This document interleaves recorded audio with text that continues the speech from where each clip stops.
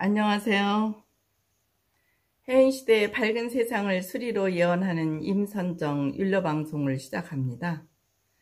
율려방송에 많은 관심과 성원에 감사드립니다. 율려방송 시청하시기 전에 먼저 구독, 좋아요 부탁드립니다. 추석이 지나고 하늘은 한층 맑고 높아져 청고마비 가을이 턱 앞에 왔음을 알게 합니다. 양백에도 초목이 물들며 가을을 인정하는 듯 합니다.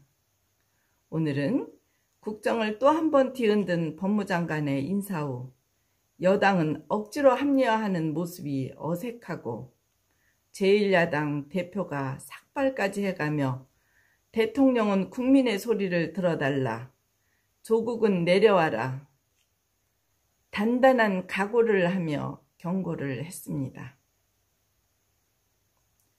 세상은 술렁이고 있습니다. 옛말에 귀신은 경에 막히면 지는 것이고 사람은 경우가 어긋나면 진다고 했습니다. 법을 알아서 법망을 피했더라도 사람이 경우에 어긋나면 지는 것입니다. 법을 아는 사람이 법을 피해 경우에 맞지 않는 일을 한다는 것은 더욱이 사람의 도리가 아닙니다. 지난 방송에서도 조국 법무장관의 궤를 보니 군자는 선과 악을 밝혀서 악을 누르고 선을 드러내어 하느님의 거룩한 명령에 순종한다고 했습니다. 조국 법무장관은 제후가 천자에게서 향연을 받은 상입니다. 그러나 소인은 이 영광스러운 예우에 교만한 마음이 생겨 도리어 유해하다 하니 국가에도 정부에도 본인에도 해가 된다고 합니다. 인사가 참사입니다. 66대 조국 법무장관은 운수상 망망존왕격으로 양인 익수지상 다욕 실복수라 하여 터무니없는 욕심으로 이것저것 탐하다 공경에 빠지는 수입니다. 안팎이 화합하지 못하여 신용을 잃게 되니 국익에 손실이 많고 고난에 시달리다가 패가망신하는 수입니다. 가지고 있던 권세마저 흩어지고 파멸한다고 하니 어두운 밤에 길을 잃고 계곡을 헤매는 격으로 양인 익수라 하니 두 사람이 같이 물에 빠지는 수라고 지난 방송에서도 말씀드렸습니다. 염려가 되어 오늘 문재인 대통령과 조국 장관 그리고 윤석열 총장의 삼각관계와 같은 인연에 대해서 살펴보겠습니다.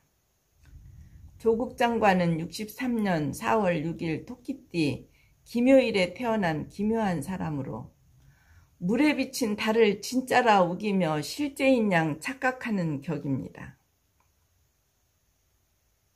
주어진 현실이나 환경에서 만족하지 못하는 성품이 국가에도 자기 착각에 빠져 있습니다. 계승수로 천덕지상에 암시가 있어 유업이나 직위를 이어받으나 운명수가 공허 무한지상으로 유산이나 직위를 물려받아도 추풍낙엽이 된다는 격입니다. 문재인 대통령과 조국 장관은 제살 인연으로 재반사 이용할 수 있는 사람이라 하여 공동체가 될 수 있는 사람입니다. 그러나 반면 칼을 품은 독사의 형상으로 언젠가는 나를 해할 인물입니다. 43대 윤석열 검찰총장의 운수는 산재운으로 죽도록 일을 해도 살맛이 나지 않는 곤란한 수라고 합니다.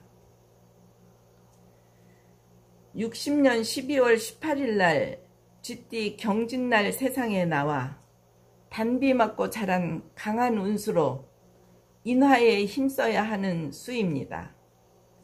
사물의 표면만 보고 이면을 보지 못하면 일순간에 모든 것을 잃게 되는 수로 호의를 베풀어준 사람에게 뜻하지 않은 반격을 당하는 수입니다. 조심해야 합니다. 문재인 대통령도 윤석열 총장은 육해인연으로 젖줄이라 하여 반드시 도움을 받고 은혜를 받는 인연으로 원한을 사면 반드시 해를 입게 되며 몰락 상태에 이르는 인생의 치명타를 입게 되는 인연입니다. 싸우면 손해입니다. 문재인 대통령께서 마음 하나 둘 것도 없다 하니 고독한 상입니다. 성 안에 들어선 말이 길이 둘이니 어디로 가야 할지 마입성 쌍로지상입니다. 나라 밖에서도 나라 안에서도 마입성 쌍로지상으로 힘에 겨운 일을 수행하려 하니 마음만 급할 뿐 일의 진행은 제자리 걸음만 하고 있는 상입니다. 남의 충고를 듣고도 믿을 줄 모르니 현명하지 못합니다. 의욕이 지나치면 위난을 초래한다고 합니다. 그러면 이것으로 해인시대에 수리로 밝은 세상을 예언하는 임선정 율료방송을 마치겠습니다. 율료방송은 매주 수요일에 올립니다.